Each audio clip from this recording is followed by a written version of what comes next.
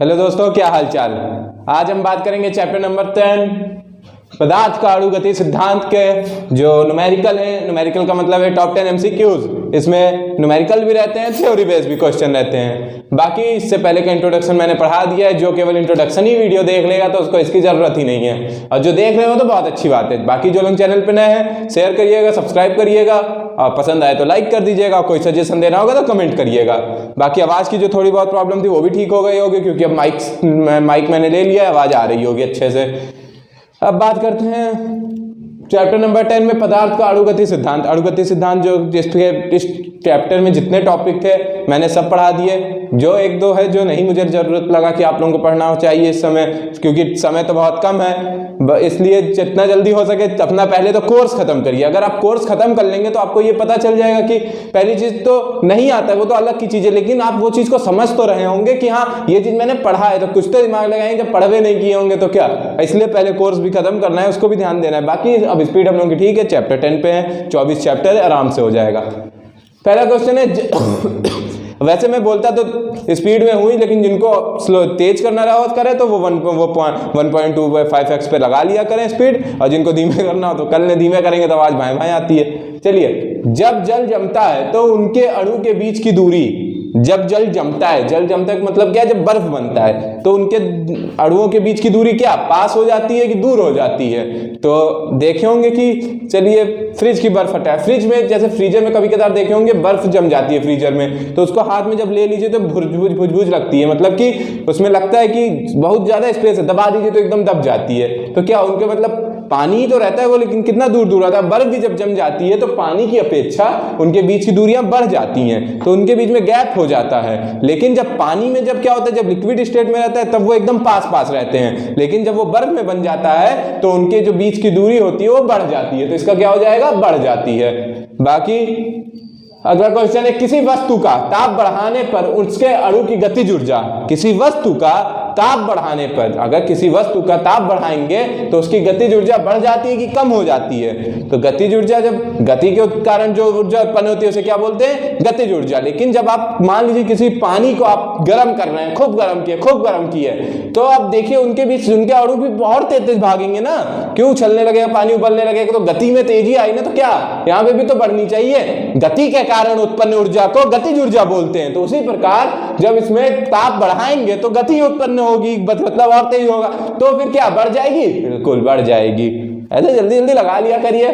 द्रवों में अणु की स्थिति होती है। अब द्रवों में अणु की स्थिति, इसमें क्या बताने की जरूरत है, अनिश्चित की निश्चित, अनिश्चित होती है। अब किसी गैस की प्रति लीटर गतिज ऊर्जा 300 जूल है, तो गैस का दाब होगा। अब सबसे पहले तो एक चीज समझिए, P बराबर 2/3 K होता है, ठीक है, किसी कोई दिक्कत, ये होता है, ये एक फॉर्मूला, इसको याद करें। कहीं पे भी देखेंगे P बराबर 3/2 KT होता है, तो वो भी होता है, लेकिन आप इसको समझिए P बराबर 2/3 K होता है।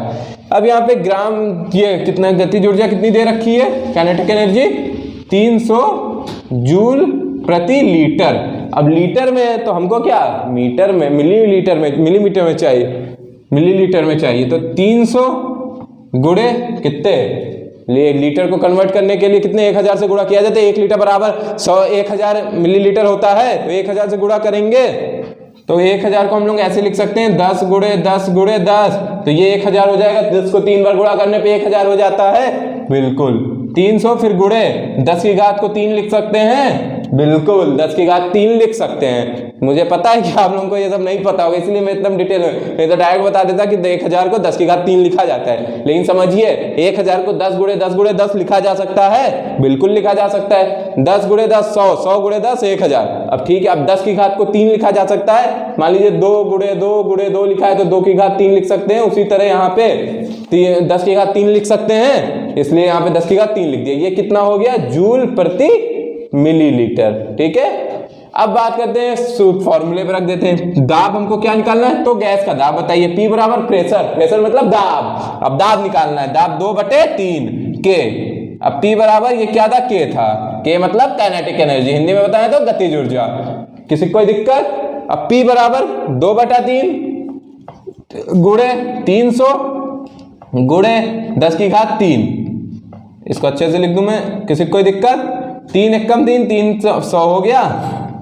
P बराबर 2 गुणे 10 की घात 2 लिख सकते हैं 100 को, जैसे यहां मैंने बताया, गुणे 10 की घात 3। गुणे में घातें जुड़ती हैं, तो 10 की घात 3 और 10 की घात 2 कितना हो जाएगा? 2 गुणे 10 की घात 2 आंसर। किसी को कोई दिक्कत? अब चलिए हम लोग तब तक इरेज करते हैं। एक मिनट में डस्टर ले लूं, इसको इरेज करते हैं, फिर आगे की बात करते हैं। चलिए अब हम लोग बात करते हैं अगले क्वेश्चन पे। हमारे 4 क्वेश्चन हो चुके हैं, अब बात करेंगे 5वें क्वेश्चन पे। 5वां क्वेश्चन क्या है? अणुगति सिद्धांत के अनुसार अणुओं के बीच संघट्य होते हैं।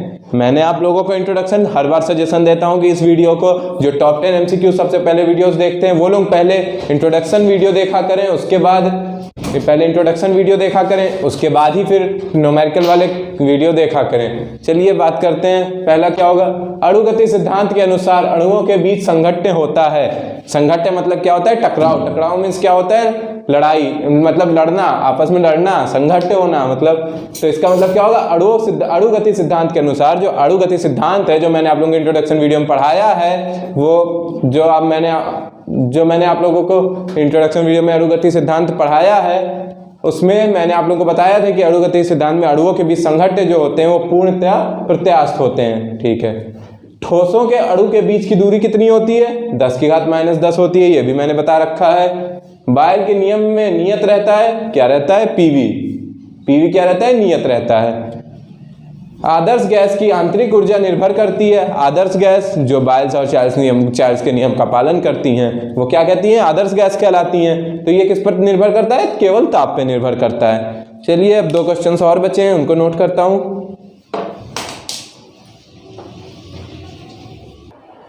चलिए 8 क्वेश्चन तो लगभग हो चुके हैं, अब बचे 9, 10, 2 क्वेश्चन और बचे हैं, बस टॉप 10 MCQs खत्म। कल नया चैप्टर हम लोग पढ़ेंगे। फिर है आणविक गति की ऊर्जा जिस रूप में प्रकट होती है वह क्या है? आणविक गति की जो ऊर्जा होती है वो किस रूप में प्रकट होती है? अब बता दें, अगला चैप्टर हम लोग पढ़ने वाले तापमिति एवं उष्मीय प्रसार। तापमिति एवं उष्मीय प्रसार। तापमिति एवं उष्मीय प्रसार।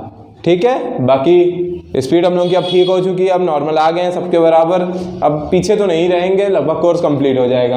आणविक गति की ऊर्जा जिस रूप में प्रकट होती है, आणविक गति अणुओं के कारण उत्पन्न गति जो होती है वो क्या होती है? आणविक गति होती है। तो वो किससे उत्पन्न होती है? ऊष्मा से।